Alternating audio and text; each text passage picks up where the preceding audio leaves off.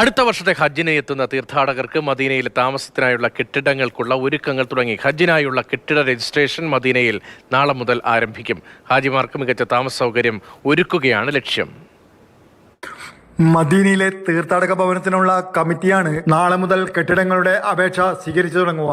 വരും വർഷത്തെ വാർഷിക ഇസ്ലാമിക ഹജ്ജ് തീർത്ഥാടനത്തിനായുള്ള ഒരുക്കങ്ങളുടെ ഭാഗമാണിത്. കെട്ടിട ഉടമകളോടും തീർത്ഥാടക ഭവനങ്ങൾക്കുള്ള നിക്ഷേപകരോടും നിബന്ധനകൾ പാലിക്കുവാൻ അഭ്യർത്ഥിച്ചിട്ടുണ്ട്. പെർമിറ്റുകൾ നേടുന്നതിനുള്ള എല്ലാ മാനദണ്ഡങ്ങളും പാലിക്കുന്നുണ്ടെന്ന് ഉറപ്പാക്കാനും പാനൽ കമ്മിറ്റി അഭ്യർത്ഥിച്ചിട്ടുണ്ട്. രജിസ്ട്രേഷൻ കാലയളവിൽ അപേക്ഷകരുടെ കാര്യക്ഷമത ഉറപ്പാക്കുന്നതിനാണ് പ്രാഥമിക നടപടിക്രമം ലക്ഷ്യമിടുന്നത്. ഹിജ്റ വർഷത്തിന്റെ തുടക്കമായ നാളെ മുതൽ ആരംഭിക്കുന്ന നടപടിക്രമങ്ങൾ ഇസ്ലാമിക കലണ്ടറിലെ റജബ് മാസം അവസാനം വരെ തുടരും. വിദേശത്തു നിന്നുള്ള 16 ലക്ഷം പേർ ഉൾപ്പെടെ 18 ലക്ഷം തീർത്ഥാടകരാണ് കഴിഞ്ഞ മാസം മക്കയിലും പരിസരത്തും ഹജ്ജ് കർമ്മം നടത്തിയത്.